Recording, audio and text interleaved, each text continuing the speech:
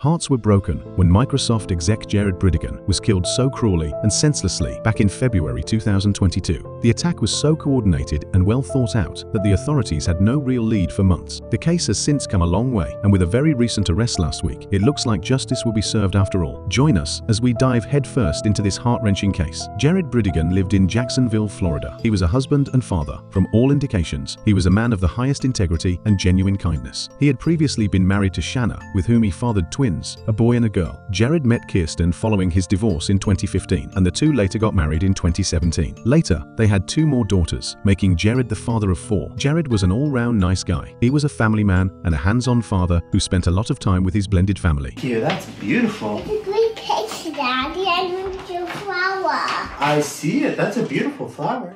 Even though Kirsten and Jared's relationship seemed wonderful, there were some flaws. Even though Jared and Shanna had divorced in 2015 and the custody arrangement for his twins was finalized, court documents from Shanna just kept coming on a regular basis. People who knew Jared had reported that it was difficult to watch him endure the ongoing legal disputes when all he wanted to do was concentrate on being the best father and husband he could be. Then, on the evening of February 16, 2022, an unexpected tragedy occurred when Jared was shot several times while attempting to move a tire from the road. Jared had just returned from dropping off his 9-year-old twin son and daughter at his ex-wife's house in Jacksonville Beach. Jared had stopped to move a tire. It was a road close to the exit of the sanctuary neighborhood where Shanna lived. He had his 2-year-old daughter 𝐉𝐻𝐈 in the car with him. He attempted to move the tire off the road so that no other motorist would be injured, but Jared was shot several times as he got out of the car. His daughter was in the back seat of his car, and the lights were still blinking. 𝐉𝐻𝐈 sat in the car for 3 minutes, unharmed next to her father's dead body, before a passing motorist pulled her out and dialed 911 after driving into the horrific scene. There were no immediate leads, but the police quickly concluded that the incident was a planned and targeted ambush. Everyone who knew Jared was completely shocked. Jared had no enemies and wasn't involved in any dubious activities. There was absolutely no reason anyone could think of for doing this, not one. They even considered the possibility that the tire setup was intended for someone else, and Jared simply happened to drive up to the tire on the road first. But if that were the case, why shoot? Since Jared got out of the car, and it was obvious to everyone that it was Jared, if the intention had been for someone else, it would have been obvious that they were the wrong target. As a result, the investigation into Jared's murder kicked off. Nothing else was released by police other than the surveillance footage of a blue Ford F-150 truck that they thought might be related to the crime because it was the only vehicle that was spotted leaving the area around the time of the shooting. Unfortunately, due to the strategic scene of the crime, getting a lead would prove too difficult. You see, the particular stretch of roadway where the shooting took place was not exactly remote, but at that time of night, there were just no other passing vehicles or houses on the road, hence a crippling lack of eyewitnesses to help the case. Another convenient feature of that particular roadway was the fact that the absence of houses meant that there would be no surveillance footage or other sources of evidence that could be easily gotten from a suburban setting. Due to these circumstances surrounding Jared's tragic death, many people began to question his ex-wife Shanna Gardner. This was a deliberate ambush that took place close to her house and on the road he always used when he was leaving her house. Even on behalf of her children, Shanna never publicly expressed her outrage over Jared's passing or urged someone to come forward, but that was all his widow Kirsten could do. However, in this case, without any explanations for who was responsible for Jared's death, people with direct knowledge of Shanna and Jared's marriage started talking. Now, sometimes ex-spouses in these situations say nothing at all, and no one ever gives it much thought. But Shanna's case was different for a couple of reasons. But to paint the full picture of why she received so much criticism, we would have to start at the very beginning. Shanna Gardner grew up in an affluent Alpine, Utah community. The company Stampin' Up, which sells papercraft supplies and other items, was founded by her parents, Sterling and Shelley Gardner. The company is based in Salt Lake City and is estimated to generate about $100 million in revenue annually. This is a whole lot of money flowing in every year. Jared and Shanna were married for about a year when Shanna fell pregnant with the twins. The girl was healthy, but their son was unfortunate to be born with a very serious congenital heart condition. Jared and Shanna then moved to Connecticut because it was close to Jared's brother and also because it was close to their son's specialist doctor in New York. This move was because of their son's condition. The doctors had advised them that their new baby boy needed to live at sea level for his heart to function properly. They thought it would be a wise decision, but their marriage quickly deteriorated. Shanna began a very rigorous exercise regimen and stopped attending church. Jared persuaded Shanna to relocate to Jacksonville, where he was born and raised, as he could sense resentment and anger beginning to fester in the marriage. Shanna agreed to move, but nothing changed with regard to their marital problems. In 2014, Jared gave Shanna a package of personal training sessions for Christmas. What he failed to realize was that she was slowly turning her workouts into a borderline obsession rather than just her happy place. Not long after, Shanna allegedly began dating her personal trainer. Shanna and the trainer exchanged some very explicit emails, which Jared had discovered. Shanna denied having an affair when he confronted her about it. She did, however, admit that she no longer had any love for him. On February 13, 2015, she subsequently filed for divorce. She had claimed that their marriage was wholly destroyed in court documents. After filing for divorce, Shanna insisted on getting the house and primary custody of the children. She claimed Jared had threatened to take money out of the kids' trust funds, but Jared had refuted those allegations. He opted to claim that he wanted the house, alimony, and primary custody instead. He claimed Shanna had the means to live elsewhere, while he did not. Fair enough, he was correct, because she came from a ridiculously wealthy family. Custody was the one area in which they did manage to reach an understanding, opting for a 50/50 shared parenting. They dragged each other back into court for the next 6 years until his tragic passing. The more time passed, the more hostile and outrageous accusations Shanna made in her documents. In 2019, Shanna accused Jared of coaching and questioning their young kids, recording their answers, and threatening to use the coach recordings of their answers against her in court. She referred to the behavior as abusive and outrageous, and further demanded that a social investigation be conducted. That being said, let's return to the months immediately following Jared's passing. Jared and Shanna had a turbulent past. It makes sense that Shanna was the target of rumors in light of everything that had happened. She was already in a bad situation, and it only got worse when one person stepped forward to speak against her. The witness wished to remain anonymous, but we know he worked in a tattoo parlor in Florida. He revealed to media outlets that when he learned about Jared's murder and Shanna's name was mentioned, he realized that he knew her and might be able to provide some insight to the investigators. He first established that she only became an acquaintance shortly after her divorce, so he did not know her prior to that. Apparently, Shanna frequently stopped by the tattoo parlor to hang out and would frequently complain about her soon-to-be ex-husband. She claimed that he was attempting to steal all of her money, and that, at one point, she had expressed that her life would be better off if he just stopped talking. She then allegedly asked the group if they knew anyone who could get him to stop talking permanently. After a while, Shanna began to sense the growing attention and eventually came forward to set the record straight. She conducted editorial-style interviews with the Florida Times-Union and also went on TV for an on-air interview. Almost 5 months after Jared Bridegan was murdered in the street in front of his 2-year-old daughter,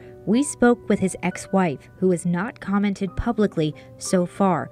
Our first question: why have you stayed silent? I was asked to not talk to the media or give a public statement, but with the level of speculation, I felt that now it was necessary to speak out. When asked about the "shut him up" remark, Shanna insisted she had nothing to do with Jared's execution. She also said that people sometimes say things during acrimonious divorces that they don't really mean. She said she feels compelled to respond at this point because her friends and family are being harassed. She also revealed that she had to retain Hank Cox, a criminal defense lawyer, to that effect. Cox. He was referred to me by several friends, and ultimately my kids' images and videos were being used in the media without consent. Shanna clarified that she sought legal counsel from Cox primarily to safeguard her children. On the topic of her family, it is important to note that Shanna also remarried following the divorce. She got married to Mario Fernandez sometime in 2018. Mario, who oversees rental properties in the Jacksonville region, also got the wrong end of the stick with the public. This is because he frequently argued with his neighbors and those in his immediate vicinity. One incident involving a neighbor even resulted in the filing of a police report. Mario didn't want stray cats hanging around his property, so it seems that he detested the neighbor's love of feeding them. She had to call the police on him after he allegedly walked his pit bull right up to where she was feeding the stray cats that day. He got away with it because he insisted that he was only walking his dog and that it wasn't particularly a malicious act. But this was only one of many instances, and after it was made public, he faced the same scrutiny as his wife. So now we have the ex-wife Shanna, who went through a very rocky, tumultuous, and bitter divorce with Jared, and we have her current husband, who appears to have a bit of a shady past and has made some threats in the past. It was now almost a year after the sudden murder of Jared, and there were no official leads or arrests. However, Shanna abruptly took her twins out of their private school around this time and relocated to Washington. Records indicated that Shannon's parents used an LLC to pay $1 million for her new home. However, it was interesting to note that Mario did not move with Shanna and the kids. This got everybody talking, and coincidentally, or perhaps not at all, a few weeks later, the police announced they would hold a sizable press conference to discuss the murder of Jared Bridegan. Since the police had been practically silent for 11 months, this was very significant. Henry Tennant, who was identified as a suspect in the killing, allegedly plotted to kill Jared as early as January 4,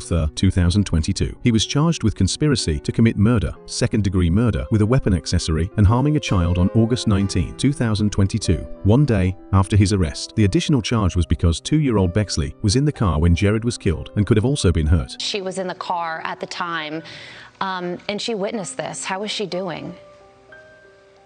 She has good and bad days. She refers to the incident as the boom.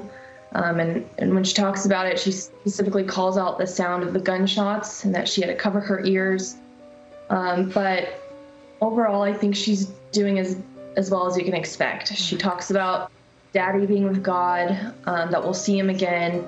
So she's strong, she's pushing through, and I am incredibly proud of her. Melissa Nelson, the state's attorney, acknowledged that he did not act alone, but also hinted that there might have been other people involved, and that said people were currently under investigation. Due to the ongoing investigation, the identities of any additional people were kept a secret. Now let's concentrate on Henry. The alleged shooter has a very extensive criminal history dating back to 1998. It includes accusations of various domestic disputes, fleeing the scene of an accident, engaging in fraud, and numerous DUI or reckless driving charges. After the charges were made public, Jared's widow Kirsten came forward and insisted that Jared could not have known someone like Henry and that she didn't either. So how could his death have been planned and targeted by someone they didn't even know? She added that hearing about the conspiracy had only confirmed her early on suspicions. Nevertheless, a connection was about to be made. Henry's residence was discovered to be in the 5200 block of Potomac Avenue. According to property records for that address, the home was owned by Shanna's husband Mario from 2017 to October 2022. It was all a bit too close for comfort, so what are the odds that Mario owns the residence where this random 61-year-old man, who also happened to shoot his wife's ex-husband, lived? At this point, the focus of the investigation shifted formally to the direction of Henry's possible conspirators. Mario Fernandez, the husband of Shanna, was taken into custody on the 16th of March 2023, according to Jacksonville Police Chief John Paul Smith and State Attorney Melissa Nelson. Our investigation remains active and ongoing, and it has not stopped today with the arrest of Mario Fernandez Saldana. We all remain committed to seeking the truth, and that is the entire truth, and holding accountable every single individual involved in the murder of Jared Bridegan. He was taken into custody and lodged in the Orange County Jail. Henry, the first suspect to be apprehended, was revealed to have consented to full cooperation with the authorities in exchange for a plea bargain during a press conference. You have a picture of who was the shooter, who was the driver. Henry Tennant has admitted that he in fact was the shooter. And whose gun was it? I'm not going to answer any more factual details, and thank you for understanding. He consented to provide a truthful deposition against the other people responsible for Jared's homicide. However, it was also stated that the investigation was still active and ongoing, another indication that there were still shocking truths to be revealed. This is an active and ongoing criminal investigation. That is in fact the exemption under the Florida Public Records Law, in which we've redacted certain information. And in due time, obviously, all of the facts and the evidence as we know it will become available to all of you. Mario was charged with first-degree murder with a weapon, conspiracy to commit first-degree murder, solicitation to commit a capital felony, and harming a child. Due to the ongoing nature of the criminal investigation, a significant portion of his arrest warrant has been heavily redacted. Nevertheless, some portions of it contain information that the public has been allowed to see. Apparently, Bexley was closer to the crossfire than the public initially thought. She escaped unharmed, but it appeared that bullets were fired into the car's interior, not far from where she was buckled in. Thankfully, she was found alive and crying in the car when the witnesses arrived. But it is upsetting that a shooting of that magnitude was carried out without consideration for the well-being of the child in the car. Feeling many emotions. We have great relief knowing that 2 of the people behind my husband's murders are now behind bars and are no longer a threat to our family. We are also still angry that they were walking free while we were grappling with the reality that Jared wouldn't be here for any future memories, vacations, or tender moments with our kids. Angry that our youngest, who was 6 months at the time of his death, will have no memories of her father. Angry there will be no new memories for Liam, Abby, Bexley, London, or anyone who knew and loved Jared. We have fought hard for the truth, and the world now knows what we have known all along, that Jared truly was an innocent victim. Search warrants from Henry's bank showed 3 handwritten checks deposited from Mario to Henry. Phone data between Henry and Mario revealed that they had 35 conversations between them in February and March of 2022 and 5 to 9 contacts between them in May and June of 2022. The police initially questioned Henry back in August of 2022 and found a connection between Henry and Mario with the bank statements that date back to October of 2022. This was right around the time when Shanna started gearing up to move across the country. It's interesting how when Henry and Mario's phone records, and bank statements start to reveal all these connections between them. Shanna suddenly gets up and appears to be putting some distance between herself and Mario. Returning to Shanna's interview with hindsight is very damning for her. She claims she was unaware of any involvement in the murder because she and Jared belonged to different social circles. However, her husband is now being charged for his connection to the crime. Shanna had previously clarified that she sought legal counsel from Cox primarily to safeguard her children, but what if there were other underlying motives? Sources claim Shanna was another suspect under investigation at the time of Mario's arrest. According to many people who were following the case, it was improbable that she had no connection to the plot, but there was also a chance that Mario had planned everything without her knowledge. Perhaps she had casually said something that he took seriously and acted upon, perhaps to impress her or make her happy, since she was undoubtedly the family's main source of income. What reason could she have for killing Jared, which makes it seem even stranger, one of which was that he was a devoted father to their kids. She had initiated the divorce, and she also has excessive wealth at her disposal. She could very well have been content in life, so why would she have so much hatred in her heart to want to kill the father of her children? On the other hand, Shanna may have had some direct involvement in this murder conspiracy just to get full custody of her children. Given that the children were getting old enough to have the option of choosing to live with their dad and Kirsten instead of her, it's possible that she wanted to end their contentious custody dispute once and for all. We didn't always get along. He was still the father of my kids. So I asked Shanna the question. Did you have anything to do with Jared's murder? No, I did not have anything to do with his murder. These conflicting possibilities left the public confused until August 2023, when another arrest was made. Shanna Gardner was arrested in Orange County on charges of first-degree murder, conspiracy to commit murder, solicitation to commit a capital felony, and child abuse. Shanna Gardner's indictment acknowledges her central and key role in the cold, calculated, and premeditated murder of Jared Bridegan. State Attorney Melissa Nelson held a very brief news conference to announce the latest update to the case. She said prosecutors will seek the death penalty against Shanna Gardner. Her arrest came the same day. Nelson announced that Henry Tenon pleaded guilty to second-degree murder in the shooting as the triggerman. It looks like karma is being served on a golden platter as everything is slowly coming full circle. Jared's family finally has some closure, but this story may be far from over.